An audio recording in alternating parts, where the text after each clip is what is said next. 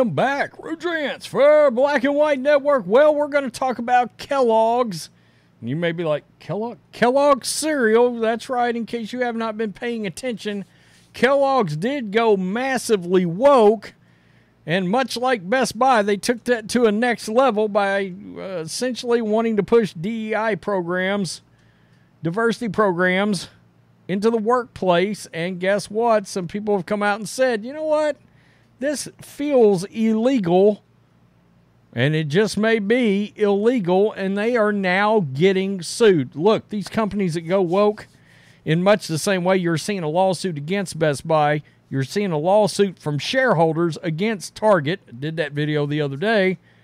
People are going to have to start fighting back against this kind of crap in the actual court of law. They're going to have to make this a legal issue. Companies are going to have to be made accountable for these decisions that they make trying to honor DEI and ESG scores. It's just not working out. By the way, Tony the Tiger, I just maybe a couple of months ago, caught in a loving embrace with Dylan Mulvaney. I think I saw that. In fact, let me just look it up right fast. Dylan Mulvaney and Tony the Tiger. Yep, that looks like it, right? Yep, here we go, right here. In fact, before we get to this, there he is.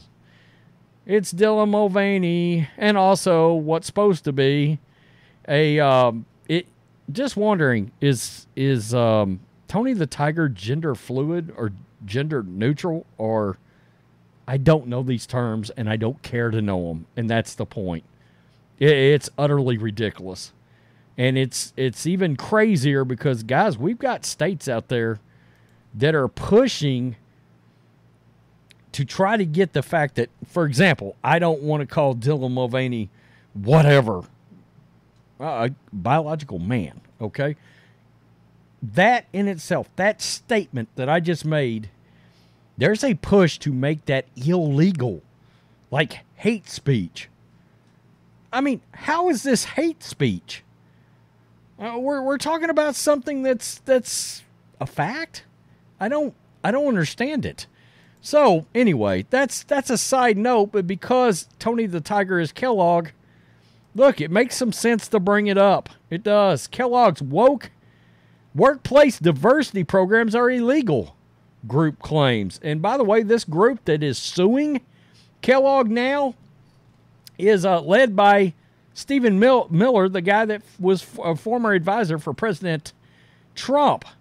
So let's get to this. This is Reuters. A conservative legal group on Wednesday urged a U.S. anti-discrimination agency to investigate Kellogg over workplace diversity policies that it says are unlawful, and accused the cereal maker of sexualizing its products.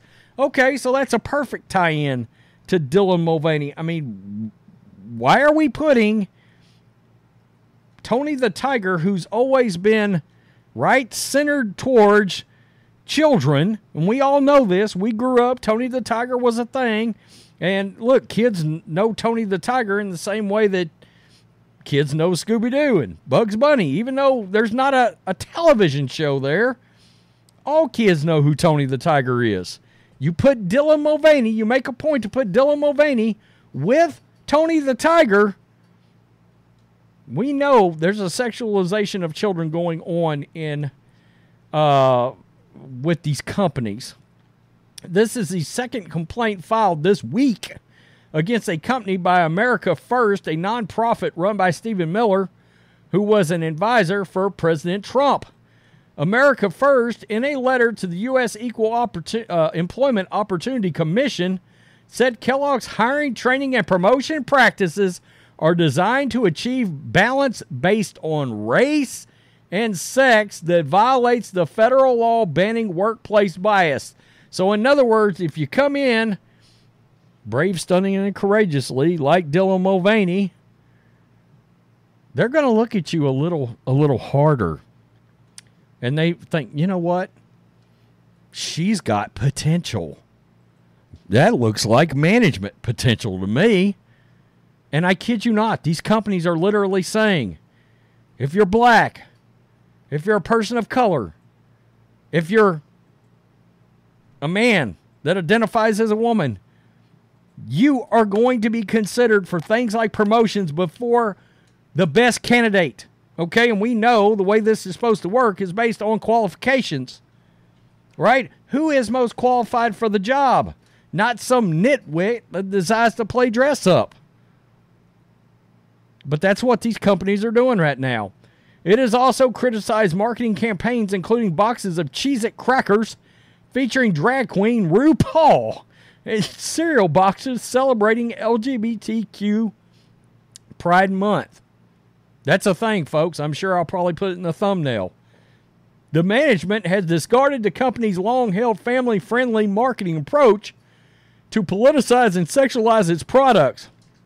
Kellogg said in a statement on Thursday, said the company is committed to complying with employment laws and has policies in place prohibiting workplace discrimination. Quote, at Kellogg, our aspiration is to better reflect the diversity of our consumers and to strengthen our inclusive culture, the company said. That's almost coming out and just admitting it right there. Your policies or your aspirations when it comes to hiring in the workplace should only be, we are looking for the most qualified candidates.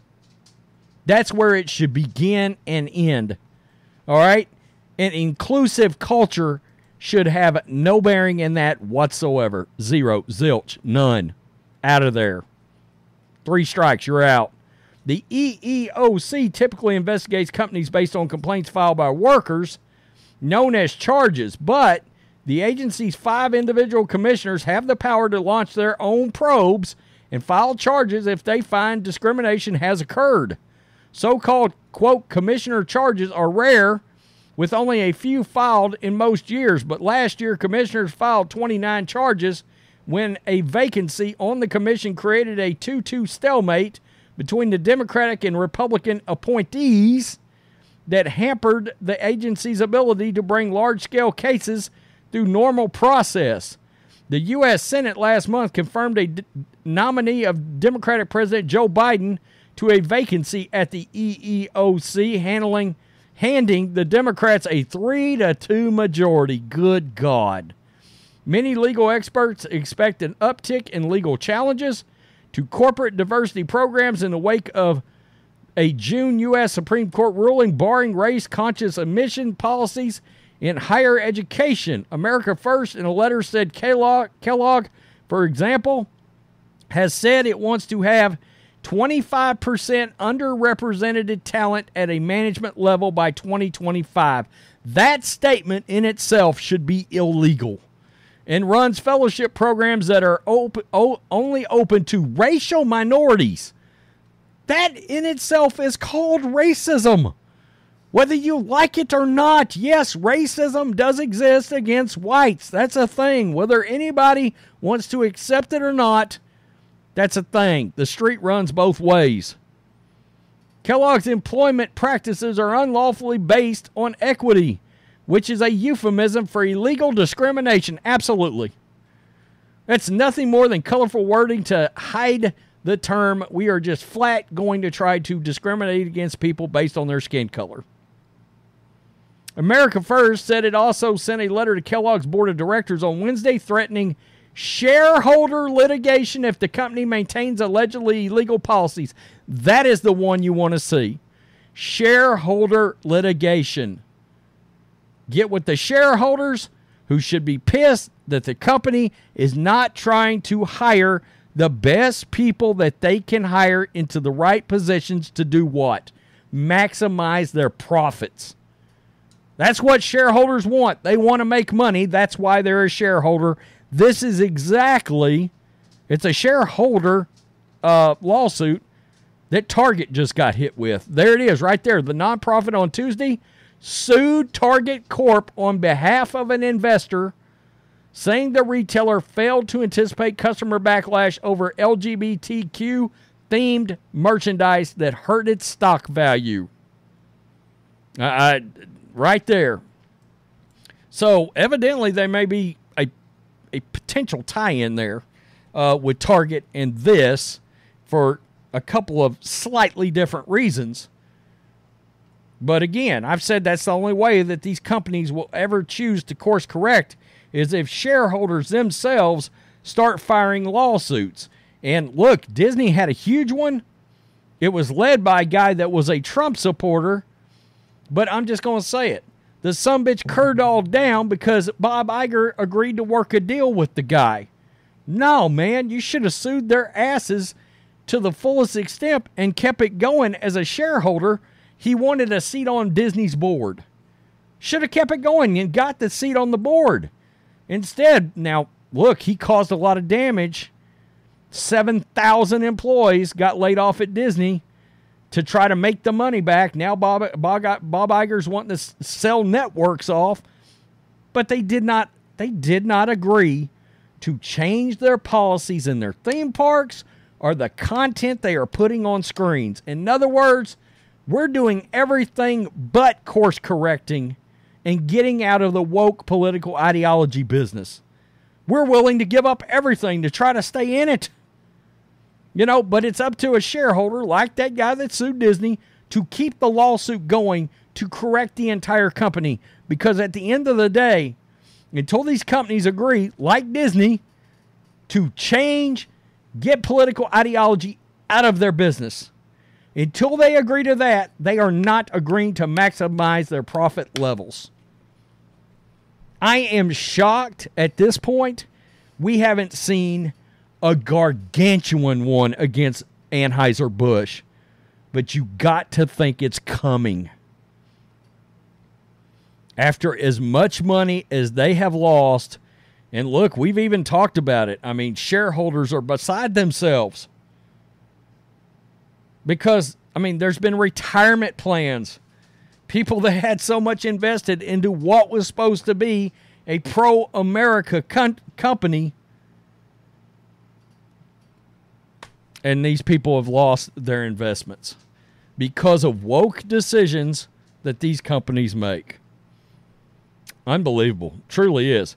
Tell me what you think, Black and White Network supporters. Peace. I'm out. Till next time.